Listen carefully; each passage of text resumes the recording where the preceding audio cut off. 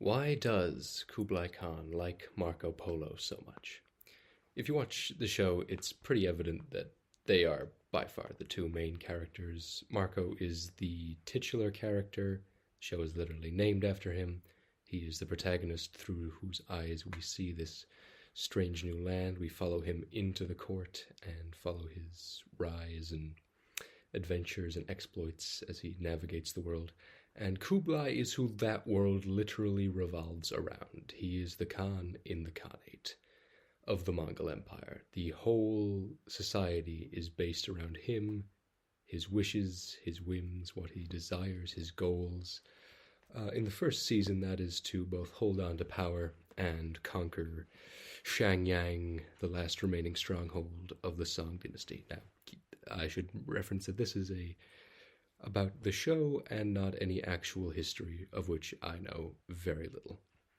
So why, and it's pretty evident that their relationship is pivotal to the series. It's sort of the looking glass through which we see all of this, which contextualizes everything, and it is obviously they're the two main characters. I mean, if you look at the credits even, it is Lorenzo, I'm not even going to try and say his name, and then Benedict Wong, Marco, and Kublai, who are then the two who first appear in the title sequence. A marvelous title sequence, might I add. So why is he so... And I'm mostly referring to in episode 8 of season 1. Spoilers for season 1, by the way. We're not going to get on to season 2 if people want to see, because the relationship advances further in season 2. If anyone wants to see that, I'll make that video as well. But this is mostly focusing on sort of the moment that brought my attention to this is in episode 8 of season 1, Prisoners.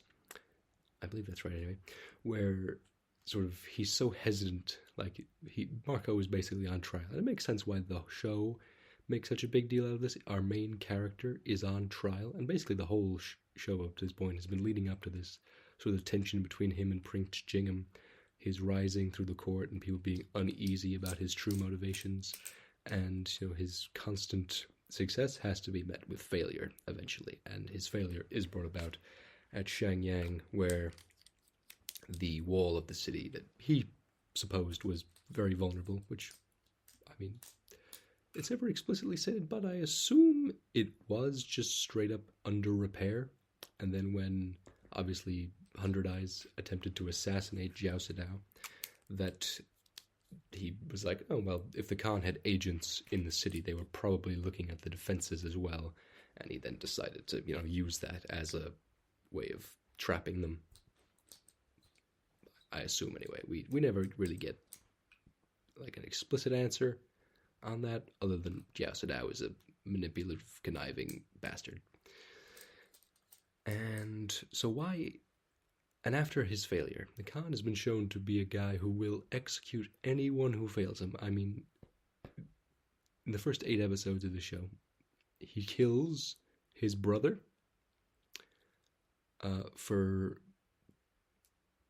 supposedly he presumes attempting to plot and overthrow him, but also for just like not doing his duties and showing up when he was supposed to.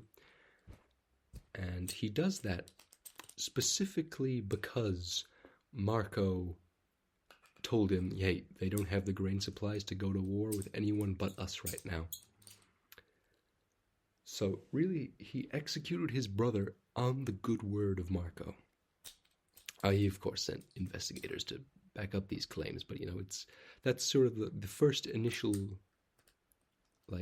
step that the two take to sort of binding their fates together. But back on topic of episode 8, Prisoners, the Kublai is evidently very unsure about executing Marco. He seems like he can't even look him in the face. And why is that? And I propose to sort of lay out the reasons why that is. And they are numerous. Some moral, some selfish. I mean, Kublai is a very complicated character. He is sort of an embodiment of at least 5, if not all 7 of the 7 deadly sins. But we'll go at them in order, chronologically, I suppose. First of all, when Marco first meets Kublai, straight up, he just likes him. Let's start off with the basics. He likes him. And why does he like him? Because he has flowery language which describes Kublai's land. Now, why is that enough to make him like someone? Because Kublai has dreams about Genghis sort of calling him to come out to the kingdom. And Kublai can't do that, both for security reasons, because he's the Khan, he'd probably be assassinated, but also because he has gout, which is a disease of the foot, which makes it very painful to walk, usually brought about by excess, such as Kublai's lifestyle. So that's the first reason.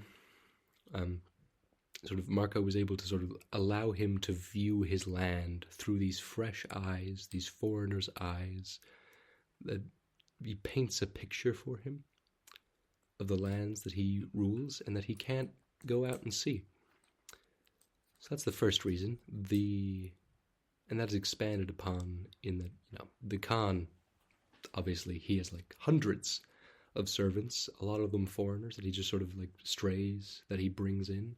100 Eyes gives him a great quote of, we're all prisoners and honored guests here. Basically, which one you are is determined by your outlook and how well you perform. So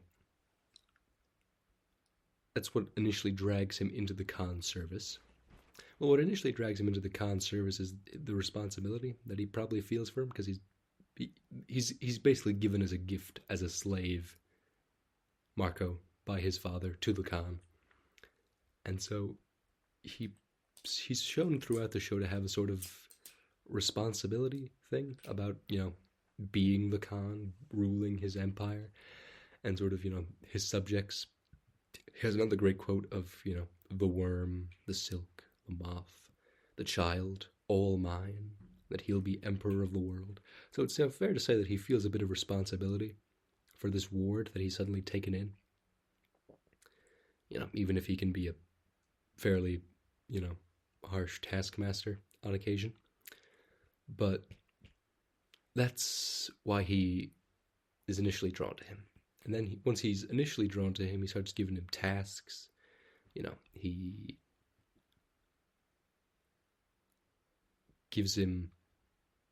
Well, first of all, he sends him to Kaidu's feast to sort of, observe in his honor how his, fellow Mongols treat him and his son. He wishes he could have gone, but again, the gout. And then when Marco reports back that, sure, they treated you with respect. He's already heard from Jingham how they treated him. And so he's like, you liar. You are a liar. And he beats a guy to death in front of Marco. Now, there are other people in that scene, but they're like Mongol knights who are his sworn brothers, basically. So they are allowed to hear this, but this is just a regular servant. He beats him to death, and he says, "He's your scapegoat. Well, if I let him walk away, he'll say that he'll have his wine 6 nights from now, and he'll say the Khan was lied to by a lowly foreigner, and then he gave that foreigner his leave." So he kills a guy to sort of save face for himself and Marco, in order to, not be judged and mocked by his fellow Mongols and all of his citizens, really. And it's rumors starting that, the Khan has gone soft and, all this. Which is another thing which we have to go into, is the court's perception of him. But first, let's just finish off saying, the Khan has now murdered a guy for Marco. So the court's perception of Marco is a very biased one. Jingham doesn't like him. Ahmed speaks against him. Yusuf is seemingly neutral, but at the end of the day, he does give him his seal of approval before all this happens. Biamba likes him. I'm not sure the Queen comments on him at all. 100 Eyes clearly likes him. So, the court is divided. So when he hears, the pleas for his defense from Biamba, and the pleas for his, why he's guilty from Jingham and Ahmed, it's very clear that these are not you know, unbiased opinions that are coming at him, that he's getting these information from.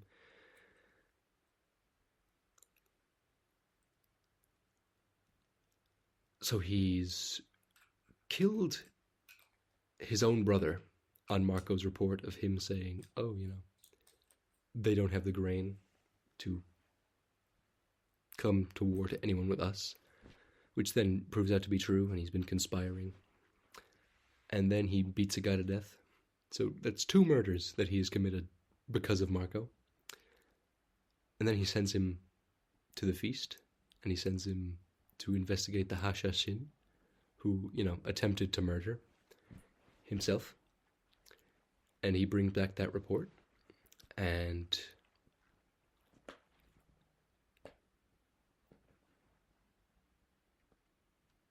it's, he doesn't really give up a head. He blames a guy who's already dead, who was also killed because of Marco, but I don't really think the Khan gives a shit about that tax collector. But it's a pattern of behavior. And Marco then, says, hey, I need you to, but trust me on this. And he gives him his report, and, and all is well. Yusuf even says, I believe what his report says. An honest man would have given up, or a weaker man would have given up someone else to protect himself, which he doesn't. He says, look, I don't know who did it. And the Khan has previously pardoned Marco for the sins of his father, which he is mildly culpable in. But, at the end of the day, I think he believed that he was not culpable. And he gives Marco the right to, say what his punishment was. And he gets Marco to brand his own father. And Marco was just sort of constantly portrayed as like, he's kind of kissing up to his ass. But at the same time, he has more of an honest voice. That can be like sort of threatened into being honest and to hearing what he doesn't want to hear. So he begs him to spare his father, and he's like, well, why would I do that? So Marco has been arrested, in jail, and freed twice at this point. And he's become a trusted advisor, someone who views things clearly. He even trusts him to get the defenses of Shangyang and to escort 100 Eyes to assassinate Jiao Sidao. And what happens? But actually, before leaving that, even Ahmed says, if Marco delivers unto the Khan Shangyang, he'll be completely beyond reproach. And of course, he brings back his report of the wall, which proves to be, what a trap that leads to the death of many Mongols, which then gets everyone to blame Marco and puts him in chains, and they start conspiring about whether or not he was a spy or something, or a traitor, or an agent of the West, or of Jiao Sidao, or basically just anything to try and say, oh, why he would do this, he intentionally sabotaged them, which I don't think the Khan believes. I do not think that he actually thinks that Marco went out of his way to do this, which makes killing him a lot harder. Because, everyone else is like, oh, this person actively conspired against me, versus, oh, this boy that I've kind of grown attached to made an honest mistake and it has cost me everything, The ghost of Genghis haunts me for not taking that wall. And arguably it's this boy's fault. And so that's why he really just can't look him in the eye. He does not believe that he is guilty. And to accept that he is guilty would be to recontextualize every sort of ounce of trust and respect that he's put in him. It would make him believe, what if he was the one who sent the Hashashin, or someone he knows who sent them? What if he was conspiring with his father? What if, it sort of puts into question his reports about his brother Arik, I killed, what led me to kill my own brother was this Latin's report. And now we're, questioning why his motives. So as he gets closer and closer, the idea that he would betray him becomes all the more unbearable. And so he just cannot look him in the eye, and that's why, despite all his bluster, eventually when Marco offers him well, a sort of Yusuf forces his hand, but then also he offers him like the trebuchet. Like there isn't really the Khan is like,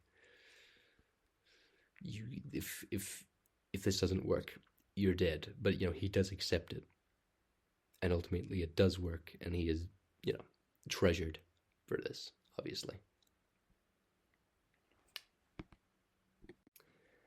And yeah, on top of everything else, he probably feels a kinship to him because they both have kind of shitty fathers. They're similar in that way, and they look up to their ancestors. They have a lot to live up to, and they're both inspired by, haunted by, and disappointed by them. He probably appreciates Marco as like this unbiased view into things in his kingdom. Someone who like can't really elevate themselves, a bit like Hundred Eyes, in a way, or Yusuf. Like they can technically rise up, but like they'll never be the Khan. Versus someone like Arik or Kaidu or even Jingam. Like they that perspective of this stranger in this strange land. It's what he's able to see through Arik's deception, where Jingham's like, oh yeah, he's preparing for war, versus Marco's like, yeah, they don't have enough grain. Something so simple, a detail, just like immediately gives away literally everything. And he likes him. He's a pet, which grows into a friend, and the idea of killing him just becomes this haunting thing of like it would put into question so many of his previous choices. And he is a man who's sort of forced to reflect, but he's not a man who enjoys it. So that is why I believe that Kublai is so fond of Marco, and why he found it so difficult to kill him, whereas other people he would literally just lop their heads off. And why later on his judgment feels so harsh, which we might get onto eventually someday. Marco Polo, a great show, cancelled far too soon, but I'm glad that I'm able here to talk about it. And like and subscribe, or the ghost of Genghis will haunt you and tell you to go take a walk, which a lot of us probably need.